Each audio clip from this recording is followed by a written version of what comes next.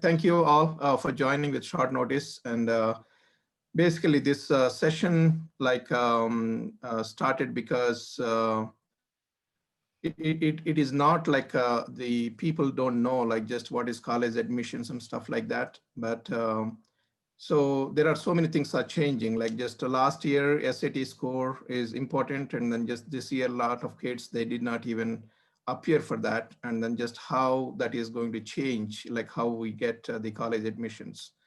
And moreover, like Josna, for example, here, she's the coach, and then she has been doing this day in and day out, and she know exactly what is happening in the field. So basically, that is one reason, like just for our next generation, like to have this call and to see like just what they can or can not do, and how they can excel, and then so how they can apply properly, right? So to the colleges. So that is the whole purpose, like just Josna, like actually she has given these kind of sessions like in many organizations, like just I actually first saw her like in Thana, and finally I contacted her, and then she is nice enough to accept like to come here and then just present as well. Okay, so that is about that. And before going further, and then so we have Dr. Vasu Atluri here. I think many of you already know him. So he's our community leader, and then just most of the times, if anybody needs any guidance, so we first and foremost reach out to him and then just ask the questions with his experience and stuff like that. So he always willing to help. And moreover, it is not exaggeration, like just we have so many temples in the valley, and then he's one of the silent philanthropists, and each and every temple and then associations, whoever is in the valley, like he's always there for them behind. So Vaskaru, just please, can you introduce Josna to the team here? Yeah, thanks, Venkat, for that kind words. Okay, but you put me on the pedestal. I feel like I'm getting blown away. Okay, okay. With that, Josna, it's nice meeting you. Okay, and okay, Josna Khetar. I'm just curious, Khetar, where are you from, Josna? I'm a Tamilian settled in Bangalore. So Okay, I speak all the four languages. Yeah, I'm South Indian. Khetar is a Tamilian name, huh? No, it's a Kedarnath, Badrinath, Kedarnath, but in Okay. Tamil there is no da, so there is ta. So my father's name is Ketari Nathan, but he cut it and gave only Ketar. Okay, that's good. He's a smart man. Yeah. You know, she's the founder and CEO of Gifted Gabber, and she's a Tony Robbins certified life coach and executive functioning coach. Her passion is to guide kids to reach zenith, and her unique and affectionate coaching techniques have helped many kids to reach their maximum potential and achieve their dreams. She specializes in coaching teens for high school, college, success, and beyond. Okay, she's affectionately called Coach Joe by the students, and like she has a middle name. She's middle name known as Transformation. Okay, welcome, Josna. Okay, go ahead. Yeah, thank you. Thank you. Yeah. Okay. Yeah. So without further ado, let's get started. Please don't worry about missing out anything or notes. I will be sharing this presentation, complete presentation to you. And we are also recording the video here so that it'll help you. And don't worry, any questions you have, it will be addressed. If I don't have an answer, I'll get them for you. So just sit back and relax. If you have popcorn, that's even better. Okay. Basically, this whole college process is quite confusing. There are so many moving parts. There's so many things that you need to know about. And I'm going to break it down into manageable steps and how to navigate. It doesn't matter which grade you are. I have, a strategy for you. So sit back and just hear what I have to present. I have it's like I've got all this information together and I've used it on all the kids that I coached. I've coached them from different grades, especially middle school and above. Okay, so let's get started. It's a college strategy session that we're having here. Okay, and a little bit about me. I'm a success coach, I'm an academic, college, and a study skills coach. Okay, so I'm a teen whisperer, as I put it. I work with kids. That's my passion. I just love working with them because the transformation is instant. You teach them something, they'll go apply it immediately and come back. Okay, so these are my coaching certifications. I'm originally trained in the Tony Robbins style of life coaching. It's a specific style, but I wouldn't say that I just used his methodology. I use any methodology that works. I'm also a positive psychology coach in ADHD. I also coach ADHD kids. I'm an executive functioning coach, which is time management, planning, and all the core skills that a middle schooler and a high schooler needs. I'm also working towards my meditation certification, which I'll be ready in February. Okay, so this is how the webinar is structured. One, I'm going to explain about the admission process. Okay, then we're going to discuss about academics. Then we're going to talk about extracurricular activities, SAT and ACT strategy. There's a lot of confusion around it, and I'll help you navigate through that. Okay, so what does a college admission process look like? Okay, please remove the picture that you have in your mind, like in India, where we go give our exams and you get into a college. It's far from there. Okay, it's a whole PR process. Okay, it's like you're going to stand in an election and you have got to campaign and get the votes. That's the way you need to run your high school. Okay, and this is how a college process, admission process work. Okay, for example, you're applying in one of the top 10 schools, Duke or anywhere. I just give you an example of Duke. So your application is received. You have a regional admissions officer, like for your Phoenix Valley that you're in, there might be an admission representative of Duke in your region. For us, it's like Pennsylvania or something like that. Okay, then what happens is this admission officer gets all the applications that comes to him, he weeds them out, and he pitches it in a committee. So they'll come and say in the committee, hey, I'm from Arizona. I have this student. Oh, she's fantastic. Or, hey, this kid that I know will really add value to you. He's got this. And then the committee votes. Okay, once the committee votes, then the acceptance, denial, and wait list happens. So this is the process. Okay, so what are the questions that they're asking when they see an application? How are your grades? Okay, yeah. Are you academically capable of learning in this Eastern University? Okay, and what unique qualities do you bring to the student body? What impact have you done so far? Okay, so their formula is whatever you've done in the past is sort of an indicative of what you will do in the future. Okay, and also what's your potential?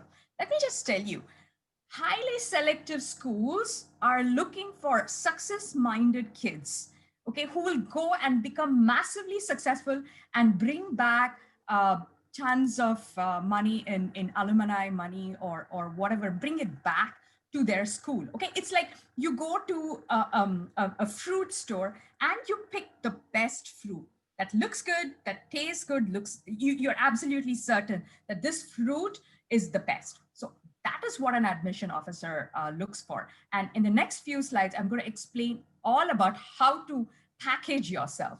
Got it? So this is an example of an acceptance letter from Duke.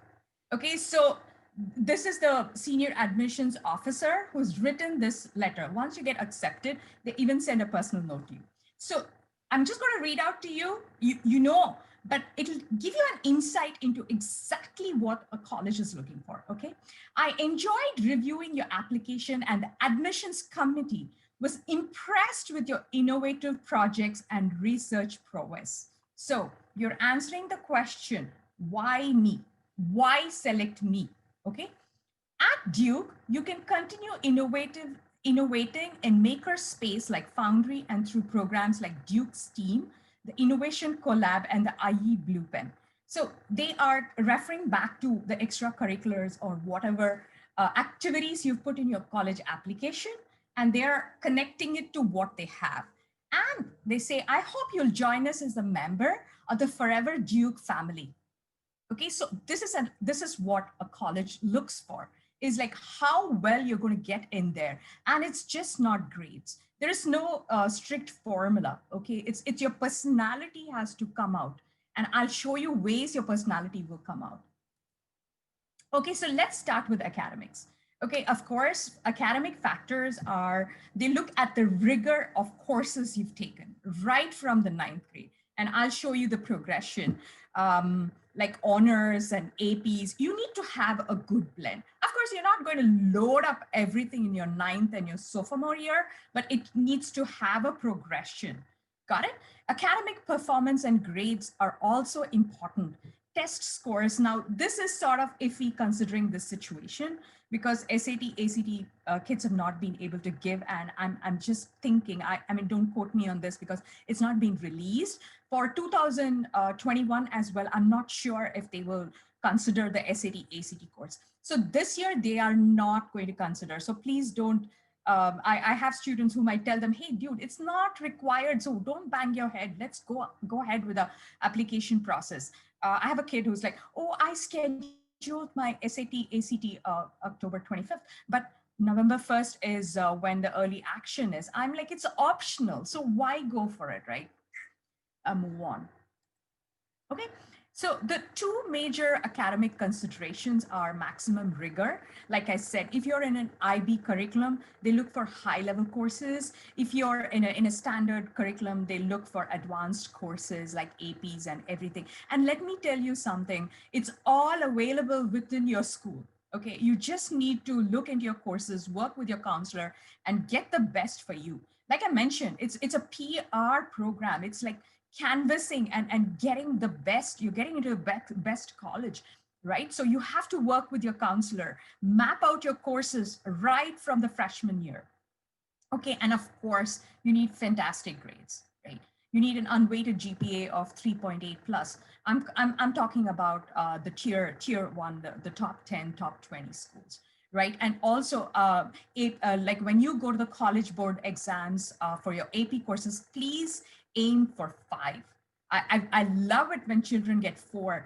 3.0, a lot of IVs, they don't even consider if you've scored 3.0 in your College Board exam. So it's like I tell my kids, hey, you worked so hard for the AP course, and just because of the College Board exam, it won't be considered. So please consider that in mind when you pick APs as well, and I will discuss that further. Okay, so course selection and grades. Okay, course selection, you've got to challenge yourself. Yes, in the freshman year, you're going to take honors, but map it out. Like, oh, you have to do AP chemistry. You're going to either do it in the sophomore year or you're going to do it in the junior year. So map out the prerequisites that you need to do. Or is it honors chemistry? Oh, you'll do that in the sophomore year. So please map out. It's all available in your course selection in your school. Sit with your counselor and map out all the courses for all 4 years. Okay, and like I said, grades count, the GPA trends counts, and also look for class rank. Most of the schools don't offer class rank, so that's all right. Okay, so here are the, this I just picked up from one of the school districts that I work for. There are many, and you will see the courses that they offer, the advanced placements and the honors. So do that, like load it up. Like the junior and senior year, you should have loaded up with a significant amount of APs. Okay, and so here is sort of the course progression, starting from your APs to, starting from your freshman year to your senior year. So colleges look for improvement academically, right? So make sure you have a good blend of courses, and also be smart in picking them up. If you take economics, most schools give 2 APs, like micro and macro, right? So be intelligent in the way you balance it. Okay, and there's a question about pre-med. Okay, pre-med, AP psychology is closest to being, more towards a medical field. So make sure you pick that. You pick like good math courses, because You'll have to do a lot of physics, and math is like the ground level basic for a lot of physics. So make sure you load them up like that. Okay. So I'm going to now split it up by grades. So I'm going to start with the freshman year. Yes, you've got to start planning on your freshman year. Yes, your grades matter right from the freshman year. Okay, so find a specific interest or intended major. I work with kids. I do a lot of personality tests like the Myers-Briggs test to find out what their personality is. Most of the college or the career counselors are mostly Myers-Briggs certified people. So they go by your personality. I don't believe that your parents need to pick everything. Yes, they're going to help you, but the decision is yours, right? I coach kids to be the CEO of their lives. They've got to drive this whole thing. Yes, your parents are there. They're the board of directors. They're the CFO, but the decision is within the child.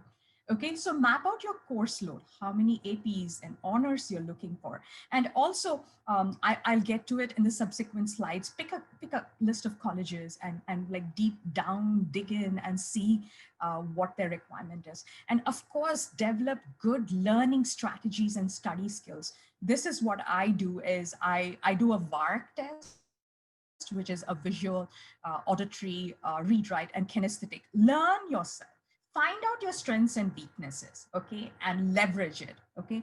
Then you need to start looking for clubs and other activities that you're passionate about, okay.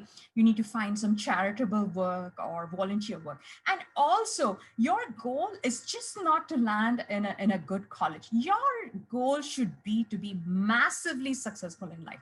Massively successful in life. In order to do that, you're going to go to a highly selective school. In order to go to a highly selective school, high school is important. So that's the way you build your story. And also you're growing here. You need to enjoy the process. Your personality needs to grow along with it. Okay, so this is the freshman year.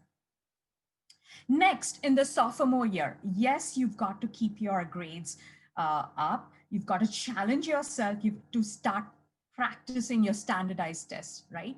You have PSAT, SAT, or ACT, and your subject SAT. I will get to why subject SAT is important.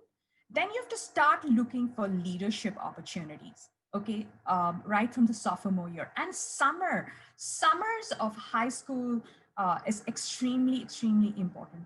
Please don't think that you have to focus on academics in summer. Summer is for opportunities. Summer is for building character. Summer is for summer classes, which relate to the field that you want to go in, internships, volunteer activities, and all that, okay? And then it would be a good idea to start creating a college list. By the sophomore year, your idea should get firmed up as to which direction or which subject you want to pursue, okay? Next, in the junior year, you take the PSAT, okay, then the SAT and ACT in the beginning of the junior year, okay, and you need to have at least 2 or 3 subject SATs, and I'll delve into that, okay. You got to take your academics up a notch. You have to fine tune your extracurricular activities. I believe in the philosophy that you do less, but you do them great. Okay, you don't want to do 10 things and not be good at them. Pick a couple of them that you're going to stick to. This is what it aligns with my purpose. It aligns with my personality and talent. And this is what I'm going to do. Stick to it. Okay, colleges don't want to see 10,000 things. You only have 10 lines in your college. I'm going to address that. Common app to put your extracurricular activities. Only 10 spaces. So make them effective. Make them centric around the leadership, what you've done for the community and everything. And then you have to start building your college resume. And I can't emphasize enough as to how your creative writing should improve. Most of us Indians, we are like left brain centric. We are very logical. We focus on math and science. But you know what? The right side is extremely important as well. That's a creative side of it. You need to do a lot of reading. Yeah, please read. I mean, we are in a generation which wants to consume information very quickly, very bite-sized. We want everything delivered in YouTube, in social media, Snapchat. Slow down. You've got to read your books. You've got to do the old fashioned. You cannot cram in like a vocabulary by not reading. Okay, you cannot. I'm not saying you have to go to the spelling bee, but you need to have a good advanced vocabulary. And the only way to do that is by reading. Okay, and then you've got to plan out your summer. Your junior year summer is extremely important. You've got to look for internship opportunities, or a lot of colleges offer summer programs. Like UPenn has a management and technology summer program, which is like superior. Duke has. So look for those programs, apply. And also the reason why I emphasize on going to these summer programs, it's like a mini college admission process, because you have to write an essay, you have to submit your grades, you have to answer the question, why you? So it prepares you for that. Okay, so please pursue that. And this is what I do. I have a freshman girl that I work with. She's very clear about being an aeronautical and aerospace engineer. That's where she wants to be. Okay, so we mapped out her summers. We found out summer programs that align with her. So come January, they'll open up and she's going to apply for them, right? So it helps if you are laser focused in which area you're going. Okay, in the senior year, do not keep your standardized tests for your senior year. Senior year summer onwards is the college application process. Okay, so even ACT and SAT is optional. It's not going to be considered. So don't kill yourself preparing for the test. It's not going to make an effect. So please, any seniors out there, focus on getting your essays done and do the early action and early decision and everything, and try to get in your application done. And of course, you have to keep your grades up. You have to start working on your college essays, say in August, because the colleges that you want to go to, you include them in your Common App. And in the Common App, you'll be able to see the prompts and their essays, and you should start writing, okay? And then arrange for your teacher recommendations and supplemental essays, and make sure you apply by the deadlines. And scholarships and financial aids, they actually start after January, so you have time for that. Okay. Secret to high school success is to manage your workload with extracurricular activities. You cannot say, hey, grades are my only thing. I'm only going to focus on that. Colleges look for your personality. They're looking for how you're going to fit in, what you're going to bring in, what are the smarts that you're going to come to the school with, right? So that's extremely important. And extracurriculars is the way you're telling college, and you're answering the question, why you? You've done this. You've got leadership. You've done this to the community. You've pursued your hobby. You've shown your talent. You've shown your dedication. You've shown your hard work. That's extremely important. And any additional time in your schedule, follow your passion. Okay, I coached a kid who loved blockchain. Okay, so he did a lot of research in blockchain and everything. So follow it, whatever it is, however silly it is. Even if you want to follow your passion for music, it's perfectly fine, right? You can make it into an extracurricular activity. You can go to a senior place and perform there and get your community hours. Okay, you like karate, fantastic. Like underprivileged kids, go and teach them some lessons. You can spin your talent in any way you want, but please discover your talent, okay? And then participate and thrive in activities you love to do in your free time, right? So free time, yes, we need video games. Yes, we need friends. Yes, we need entertainment, but just don't get sucked into that. Like, have some sort of a discipline and a drive, especially in high school. Okay, now let's go to the standardized tests. I'm going to give an overview about them. So here is the testing formula. You have the PSAT, which is for the national merit, and also getting into the national merit helps you with the college application. You take the PSAT in your junior year, okay, and then you qualify for the semifinals and the finals Yes, the money that you get is like 2,500, but then it helps you immensely with your college application the next year. Okay, then you can take SAT or ACT. I would suggest you take both because I have kids who didn't do well in SAT, but they aced the ACT because of the way the whole testing is. It's fairly different. Okay, so please try both of them. And if the first attempt you don't get a score, don't worry, try another time. That's perfectly fine. Okay, if you significantly improve, then just keep that score and move along. Okay, and then this subject SAT test that I will get to as well. You need, it's typically one science and one math that you can do based on the college that you're applying.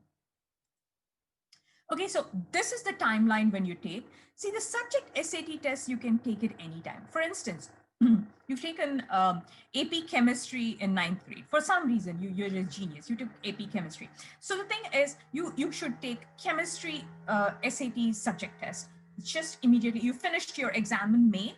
In June, go and take your subject SAT test because it's fresh in your mind and it's all based on whatever you've studied. Okay, or in the 10th grade you did biology AP or biology honors, and you can go and take your subject biology test. Okay, and math is math 2. You can take that anytime. It's usually you need to have done AP calculus AB or BC or a combination of that to do a math test. So highly selective schools like MIT and the top 10 schools, they require one science SAT subject test scores and one math scores. Okay, so you can start taking your PSAT even in ninth grade. I would suggest you take it. You just have to speak to your counselor and pay $25 or something to take the test. It's just a practice test. Just take it. It's not counted. But what you do in the 11th grade is what it's counted. Okay. Okay, so here are the scores that highly selective schools require. Okay, it varies from school to school, but if you're aiming for a highly selective school, the top 10 or the top 20, this is what they look for. Okay, so the national merit, they need about 1470 so that you can qualify for that. And SATs are 1500 and above. That's what is required. Then ACT is 34, 33 is also all right. So I had a kid that I used to coach. He would not, he would come and cry. He got 1450. He just didn't reach the ballpark, but he got 34 in ACT. So he used that score, but he got into the national merit. So there's something about that scoring. Okay. And also the verdict is not out about the next year. So please don't focus just too much on the standardized test. There are other elements. Don't get stressed out. It is what it is. There is a way, and I'll tell you the secret to college applications. Okay, so if you get an opportunity, take it. If you don't, it's all right. Okay, we don't know what's going to happen, but it's all right. So you need a math 2 subject test, which is 780. Then you can take either bio or chemistry or physics subject math for your college app. Okay, so why do you take college, SAT subject test? Is because some colleges need it. And also it shows your interest in a specific subject. Sometimes it's required in the admission process. And also for placement and advising, when you get into the college, it helps to speak with your college advisors and pick your course. So it's a good thing to have. Okay, next I'm going to talk about essay. Okay. It's all about your essay, how good your essay is. Yes, it may sound quite silly as to why you need to write something, but how are you going to convey to the admission officer about your passion, what you deeply desire, right? That's the only way you're going to show that aspect of you. Okay, then there's extracurriculars, letters of recommendation, and demonstrated interest, but essays are absolutely important. So now we're going to delve deep into essays. Okay, so these are the things that are absolutely essential in an essay. One, it has to stand out. It has to create a lasting impression, right? The admission officer has 4 minutes to look at your essay. So it has to be gripping. Okay, emotional. It has to tug your heart. oh, crybaby story. Even if you don't get it, it didn't happen to you, you can't get too emotional. It's all right, but some amount of it is good. Make it interesting, yeah. Because please have mercy on the admission officers. He's looking at so many essays, so many college application. Make it unique, make it stand out, like making it interesting.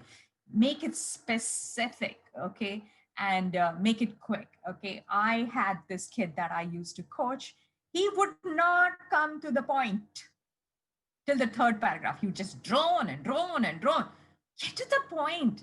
Okay, so he had to work with an essay coach to sort of uh, like not drone too much or not get into too much details and get into the point. So an essay is extremely important. It's a representation. It's like your resume. It's like you're going for your dream job, and your resume, it has to stand out, right? It's a recruiter is seeing it, is going to weed out whether you're fit for the job or not. So please, essay is your resume. And I have a lot of kids, and they just raise my blood pressure because they don't get their essays on time. Okay, it's like it's like middle of October, and I had to work with a kid that didn't have the essay ready. So literally, I gave him 2 days deadline to come up with the essay. He did have a framework. So please don't put this to the last minute. It's extremely important.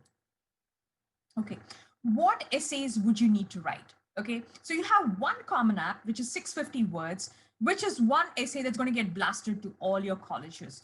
But then if based on the college that you go to, they again have supplemental essays, means they'll have ask you specific questions. Okay, and now I'm seeing in the Common App that since ACT and SAT are knocked out, they have they're focusing a lot on these supplemental essays. So please don't keep this to the last minute. Like start it in summer, the prompts, everything they come out, and you start like copy it from your Common App and have a Google Doc and start writing it.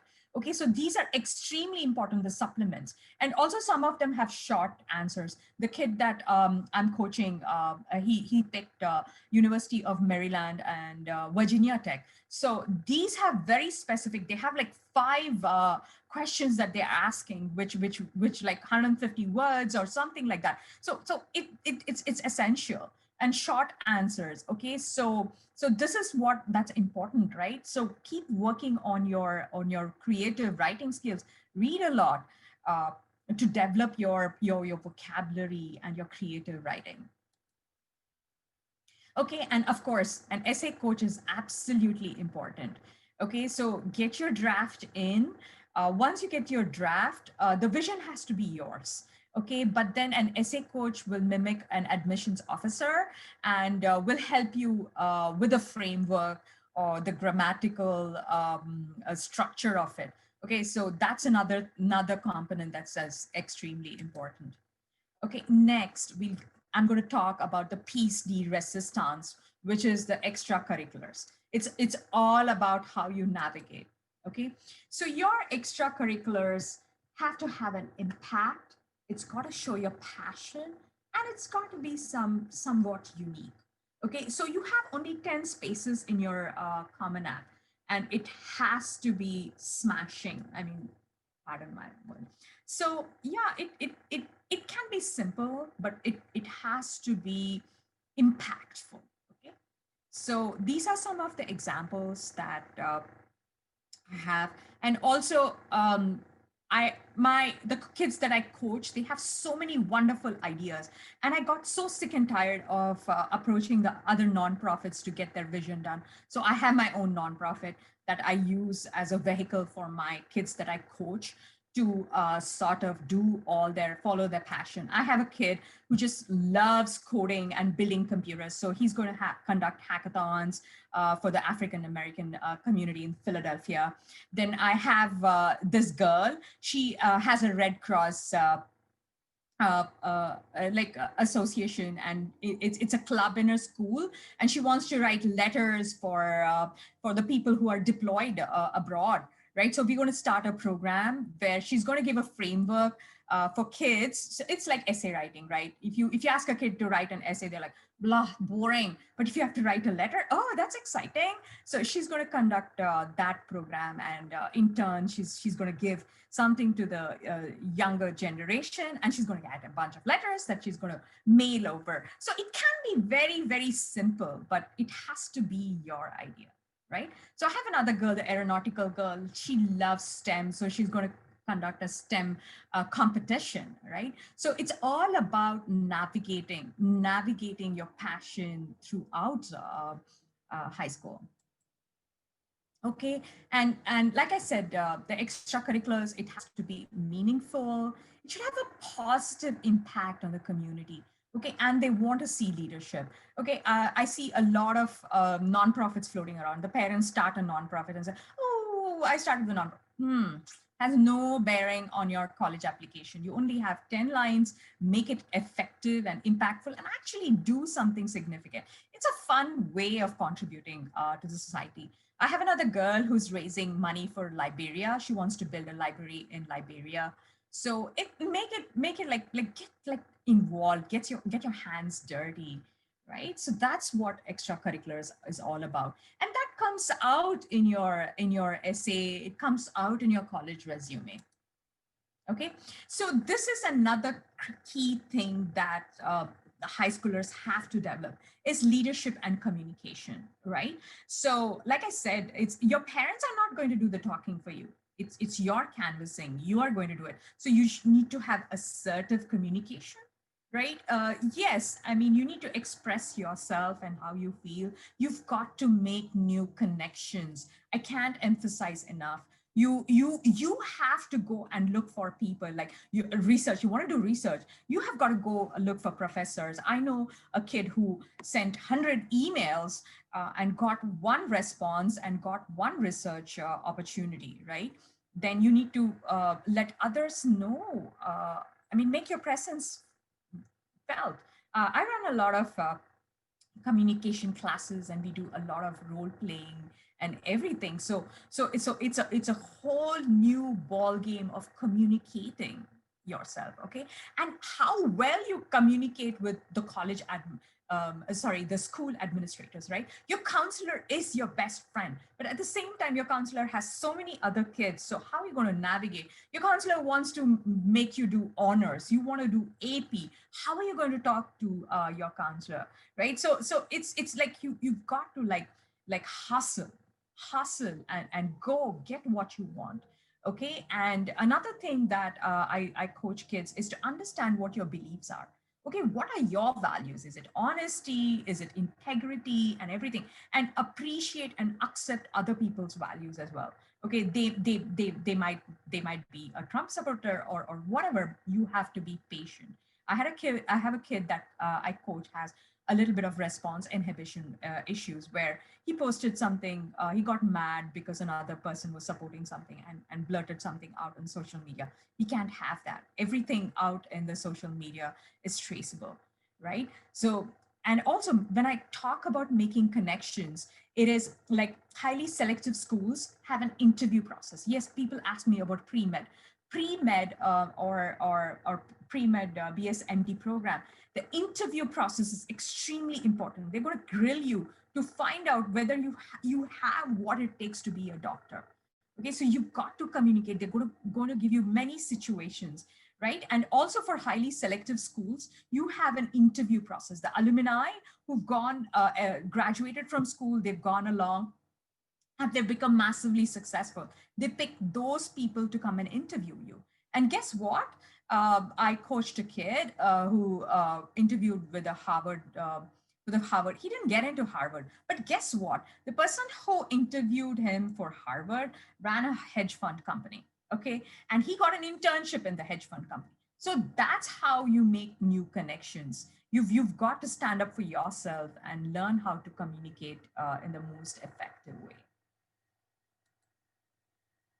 Okay, and other considerations that are there are like positive recommendations, a personal statement, an essay which you're going to write, a demonstrated interest, community involvement, and interview.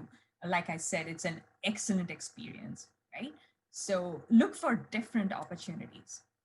Okay, I already mentioned about summers, but summers of high school is extremely important. Even your freshman summer is important because it shows what you've done. Okay, if there are two candidates who are going into, like for example, an aerospace program in Georgia Tech, for example.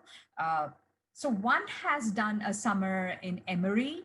Emory is a good school in Florida that has many programs with aerospace and everything, and they've completed that summer program. So you see, you get a better opportunity because you utilized your summer to follow your passion and your interest, right? And also internship, right? Like if you're following pre-med, there are a lot of virtual shadowing programs that you can enroll in. I mean, that shows that you're truly interested. If you can't like physically go and do volunteering, there are a lot of virtual opportunities that are out there that you can do. Okay, and also any kind of internship. If you're passionate about programming or anything, I run multiple companies. I do have internships that I run. I ran a successful internship in summer, and I made the kids, based on their interest, I had a lot of marketing that we did from my nonprofit to other nonprofits. And some kids expressed interest in technology. They did Amazon Alexa coding and everything. And also, everybody had to write a blog or multiple blogs. Blogs are nothing but essays. But if I were to ask a child to write an essay, it's like, oh, boring. Oh. But if there's a purpose, oh yeah, can you write an essay on, I'm sorry, can you write a blog on this subject? They'll go do research and write blogs. So summer internships are extremely important. I mean, even a simplest thing, if you can learn something out of it, it would be marvelous. Okay, so selecting what colleges are right for your kid. What should you consider? Let me tell you something. Your child is the focus. I don't believe that your child has to force themselves to fit into something. No, no, no, no. My philosophy is you discover, your child discovers what is in for them, not the other way around. So that's what I profess is understand yourself, understand your personality, understand your passion, and even find out what is your purpose in life. I know that's too deep, but sort of what is his unique talent. God puts every child on earth with a unique talent, right? And it's my job to help them discover that. So following that passion, right, that's important. It's like as immigrant parents, we tell our children, hey, you be a doctor, you be, we have all good intentions because we want a good future for our children. It's perfectly fine, but sometimes it might not align completely with your child's interest or passion. So that's another thing to consider. Then academic programs that the college has, the location, the size, the campus life, the athletics. So I had a kid who wanted to do the BSMD accelerated program. So he was all set on, I forget the name of the college, in Syracuse. But when he went there, he felt that the campus was so dreary. It was like sort of depressing to wintry. So he didn't pick that, right? So that's another thing that plays a role. The graduation and the retention rates, the internship opportunities, the placements, financial aid, scholarships, all these matter. Right. So I had a kid who got into Duke and Johns Hopkins and Georgia Tech, but went to Georgia Tech because there were much better opportunities. Right. So those are the decisions that you need to consider. Right. And like I said, in the sophomore year, you make a list of the colleges. Right. Okay. A college visit. You can take a campus tour. You can speak with an admission counselor. Find out their financial aid opportunities. If you have the time, you can even sit in a class and talk to the students and faculty about the colleges that you want to. This one. Okay, now senior year, absolutely get organized. Okay, you need to have the most likely schools. I would say you need to have 10 colleges in your portfolio. Absolutely 10. Don't ask me why. Yes, ask me why. Because you need to have 10. Like more than likely schools, you need to have 3 or 4. Good match, reach, or safeties. You have to make sure that your safeties are taken care of. Okay, so please follow that. Then look at the scholarship and financial aid opportunities. I'm going to delve into that, but please let me tell you something. Scholarships or financial aid or anything, it is mostly needs based. Okay, it's not merit based, so it doesn't apply to us. So please don't struggle hard. I've had a lot of kids who didn't exceptionally valedictorian, didn't get any financial aid. Our income level also matters a lot.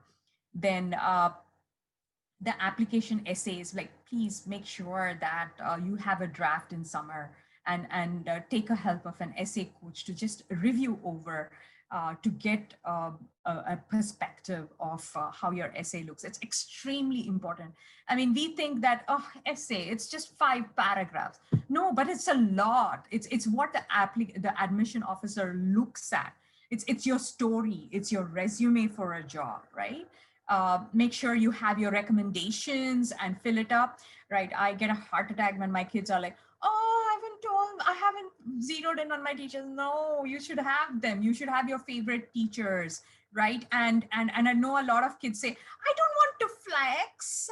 I don't like going and talking. No, you've got to have favorite teachers. You've got to make them your best friends. You need to be a hustler when it comes to high school, and make sure you request the transcripts and everything. We don't want to have everything done in the last minute. You need to have your ducks lined up when it comes to your senior year. Boom, boom, boom, boom, boom. You're in the corporate world. You have a project to deliver. It's a go live date. So you've got to make sure that it's all taken care of, right? So financial plan, like determine the college cost, not just the tuition. It's like the living expenses and everything. Calculate your college savings, check your contribution, and look for scholarships. That's a little difficult. And let me tell you something. If you're planning on Ivies, Duke is 85, Johns Hopkins is 91, CMU is 80. They are in that ranges. I don't know about West Coast, Stanford, or Arizona, but this is the going rate for Ivies. Okay, so a lot of you all ask me about the pre-med track. It is ideally we would like to volunteer in a hospital or a nursing home, but it's not possible during this time, right? So there is a lot of virtual opportunities that you can shadow a doctor online. And also being you need to participate in clubs and be very active in the science and math field, right? And even your summer program has to be geared towards something that's medicine. So I have a junior whom I coach. She wants to get into the BSMD program. So we are going to look at UPenn has the CHOP, a good summer program for aspiring medical students. So we're going to see how to enroll into that program.